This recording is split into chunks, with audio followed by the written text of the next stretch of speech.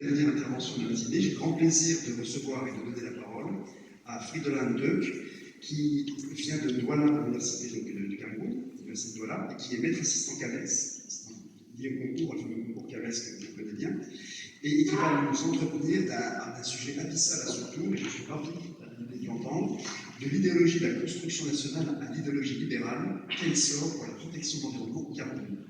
Vous avez la parole avec quelques bonjour. Merci, Monsieur le Président, de nous passer le temps. Mesdames et Messieurs, chers organisateurs, la bienveillance voudrait que je commence par vous remercier. Je vais donc vous remercier en vous disant tout le plaisir et tout l'honneur qui est le mien de participer à ces actes intellectuels. Mais là où je viens, il y a une sagesse qui commande de ne pas toujours remercier les gens en public, parce que généralement, il y a une part importante de non-dit et d'insinuation.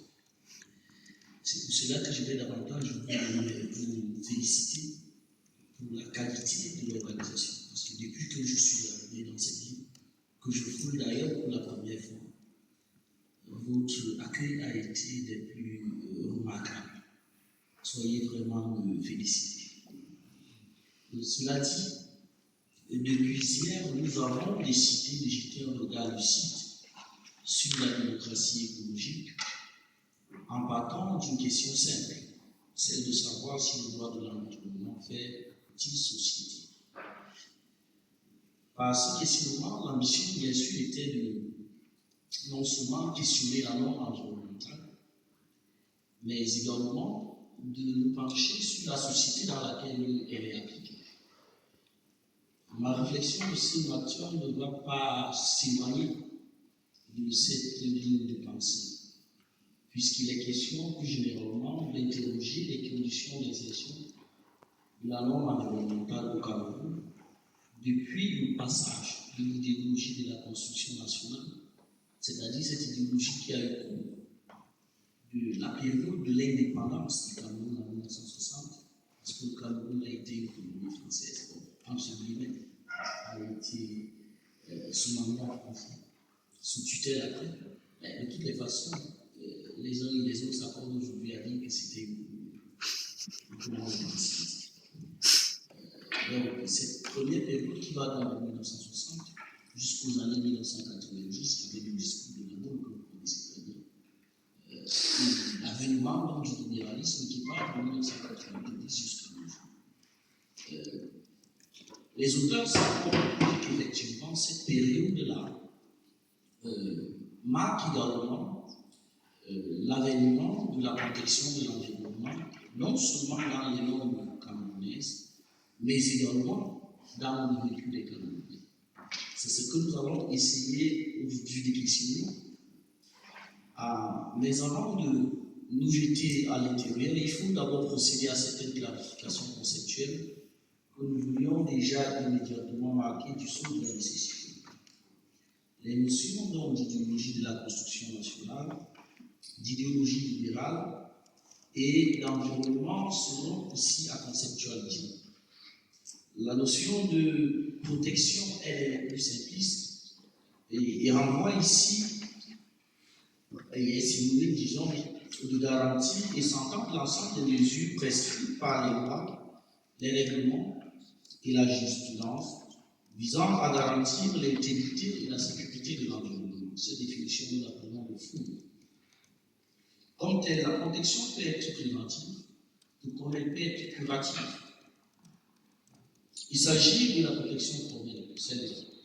Mais nous allons davantage nous interroger sur la protection effective. Et on fait bien une distinction entre l'entrée en vigueur formelle, c'est-à-dire protection formelle, et entrée en vigueur effective, c'est-à-dire dans la réalité. Commençons par l'environnement. Nous n'allons pas définir l'environnement en partant des définitions qui sont données autant par la doctrine étrangère ou alors par le législateur étranger. Donc, nous n'allons pas ici revenir sur les définitions qui sont données dans les affaires de la psychologie Najimaros, que vous connaissez très bien, ou alors l'affaire de l'emploi de la nécessité de la force de l'exercice. Donc nous allons plutôt retenir une définition du droit positif camerounais. Cette définition, elle est donnée par l'article 4, alinéa 4 de la loi de 1996 portant loi cadre de l'environnement. Donc, là-bas, le législateur dit que l'environnement envoie ensemble des éléments naturels ou artificiels et des équilibres géochimiques auxquels il participe, ainsi que des facteurs économiques, sociaux et culturels qui favorisent l'existence, la transformation et le développement du milieu des organismes vivants et des activités humaines. L'idéologie de la question nationale, quant à elle, considérée bien sûr par rapport à ses objectifs, peut être définie comme la mobilisation de l'ensemble du potentiel humain et économique en vue de la réalisation d'une part de l'unité nationale et d'autre part du développement national, celle-là s'affirmant comme une condition de survie. Cette définition est donnée par le professeur Maurice Kampo dans sa thèse qui date des années 1997, d'ailleurs ici en France. Donc, l'idéologie de la question nationale peut donc être dans le temps située, je l'ai dit tantôt, entre 1960 et 1990. Au cours de cette idéologie, l'État faisait tout. C'est-à-dire, on était là, clairement dans l'interventionnisme étatique. C'est l'État qui faisait les services, c'est l'État qui était dans le secteur productif. Bien évidemment, cet État-là ne pouvait pas tenir longtemps, parce qu'à un moment donné, après le premier choc pétrolier et le second choc pétrolier, et l'ajustement finalement qui s'en est suivi, on a été obligé d'aller au FME pour aller solliciter du FME. C'est là tout le sens de l'ajustement structurel qui va intervenir à partir des années 1990. Et bien sûr, lorsque vous allez au FMI, le FMI vous impose un ensemble de mesures. Et parmi ces mesures-là, il y avait la question du libéralisme, c'est-à-dire le passage de cette idéologie de la construction nationale qui bâillonnait en quelque sorte les libertés vers une idéologie libérale plus respectueuse des droits et des libertés fondamentaux. Mais au cœur des réformes également, il y avait la question de la conditionnalité, c'est-à-dire la protection de l'environnement. D'accord. Donc tous les auteurs, donc, que ce soit le professeur Maurice Kampo, que ce soit Abdel Nasser, que ce soit le professeur Tchoa Janko, s'accordent à reconnaître qu'effectivement, cette période-là est la période où, effectivement, le discours environnemental va intégrer la société camerounaise. De toutes les manières, c'est à partir de 1990 ou 1994 relativement que le législateur va s'approprier la question de la protection de l'environnement et l'intégrer dans le dispositif normatif et également aussi mettre en place des institutions relatives à sa. Seulement, vous allez bien vous rendre compte que mes illustres défensifs interrogent davantage la norme en elle-même, mais ne questionnent pas la société dans laquelle cette norme devait être appliquée. Or, tel que le bien sûr le professeur Audouin Magloire, toute crise transforme le système juridique en vigueur et se présente ainsi comme un puissant facteur de remise en cause de l'ordre. Donc, évidemment, la crise des années 1980 et les programmes d'ajustement structurel qui s'en sont suivis n'auraient pas réussi à transformer le droit camerounais afin de nous rendre plus protecteurs de l'environnement que n'était le système antérieur. Ça, c'est notre point de vue. C'est donc à se demander si le droit venu d'ailleurs, je l'ai dit, c'est le FMI, c'est la Banque mondiale qui nous l'ont imposé sous forme de conditionnalité verte. Ce droit donc venu d'ailleurs est imposé par une doctrine que j'ai appelée une doctrine individualiste.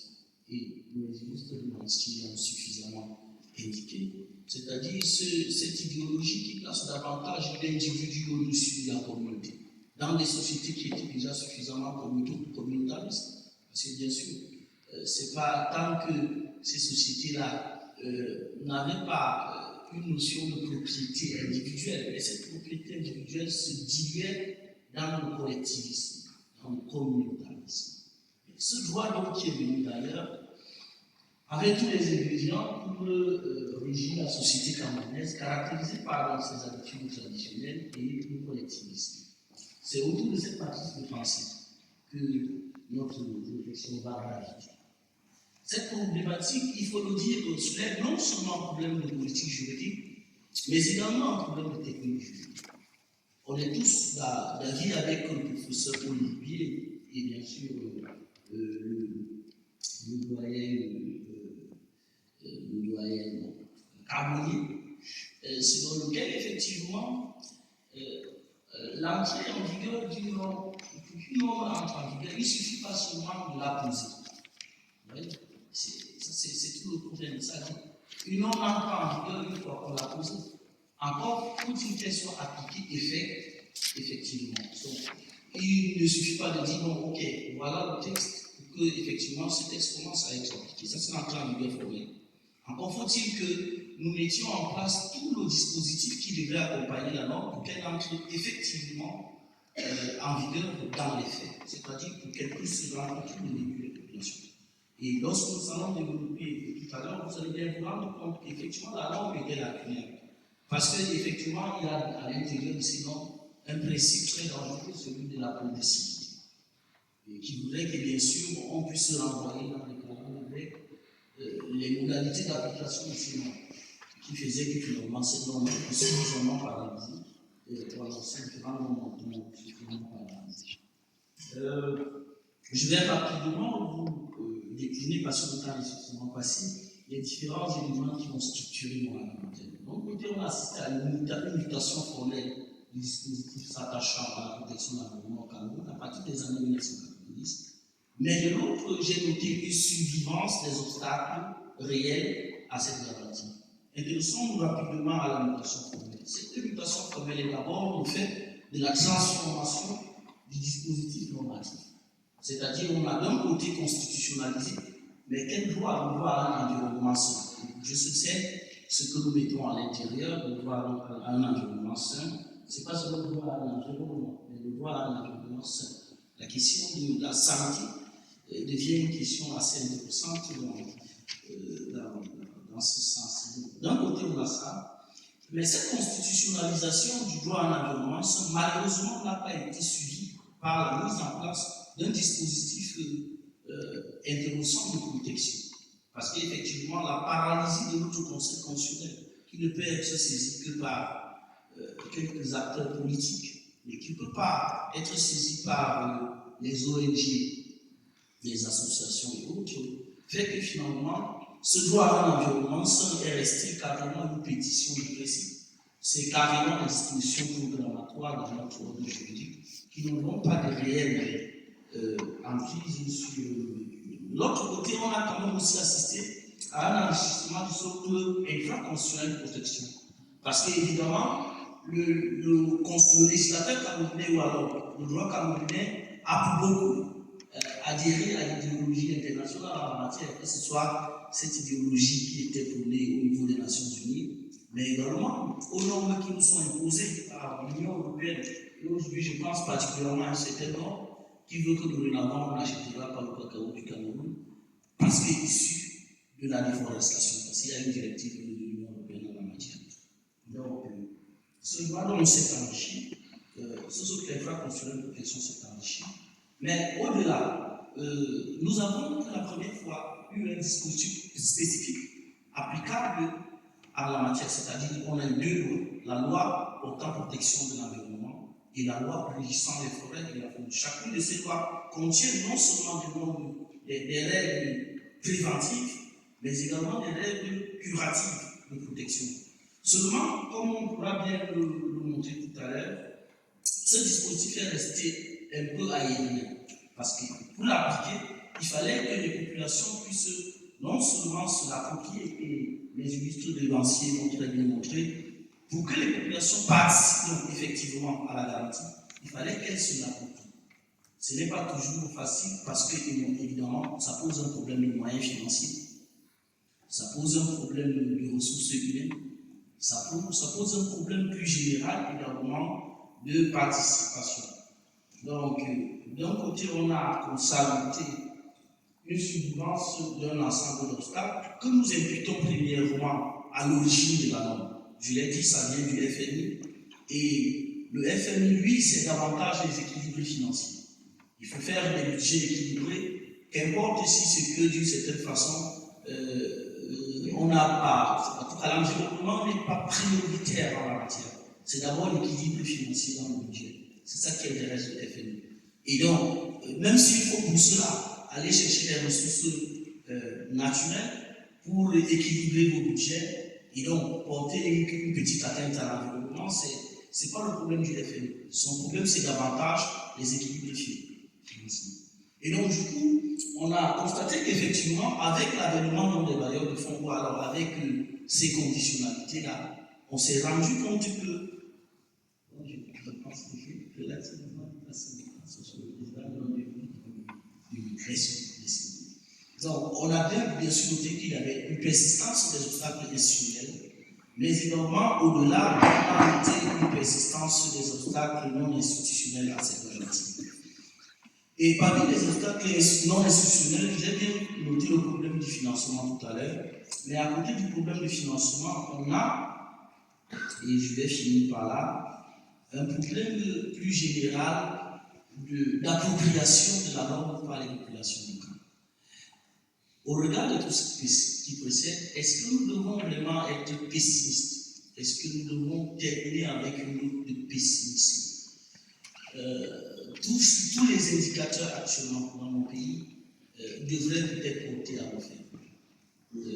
Mais malheureusement, les scientifiques ne devraient pas décliner devant cette fatalité. C'est pour cela que je préfère terminer par là en me disant qu'effectivement, il faudra qu'émerge une véritable science de l'environnement, une science de l'environnement décloisonnée qui ne perçoit plus seulement les questions environnementales sous le simple prisme juridique, mais une science de l'environnement qui intègre à côté de cette discipline-là d'autres disciplines émergent, juste financièrement dit, notamment la philosophie, notamment les sciences sociales, les sciences mathématiques aussi, parce qu'on aura besoin bien sûr d'un peu de statistiques.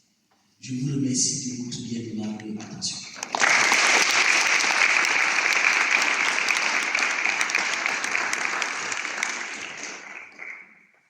Merci infiniment d'avoir ouvert une perspective extrêmement riche. Et il y a beaucoup de choses dans votre très très bon panorama qui m'ont interpellé. Outre le renfort du genre grec, qui est évidemment souvent presque le fer de lance négatif du droit de l'environnement, pour en discuter longuement. Les perspectives sur la santé que vous avez évoquées sont très très riches aussi. L'ouverture finale sur d'autres sciences que les sciences juridiques pour éclairer nos affaires.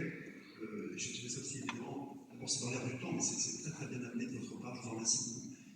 Sur le dernier propos, je repense à une phrase de Paul Virilio qui regrettait la rencontre avortée entre Einstein et Bergson. Je vous renvoie vraiment à toutes ces lectures-là qui sont très passionnantes. Je sais que nous allons prendre une dizaine de minutes pour des interactions évidemment fécondes avec la salle. Je vous remercie d'être aussi nombreuses et aussi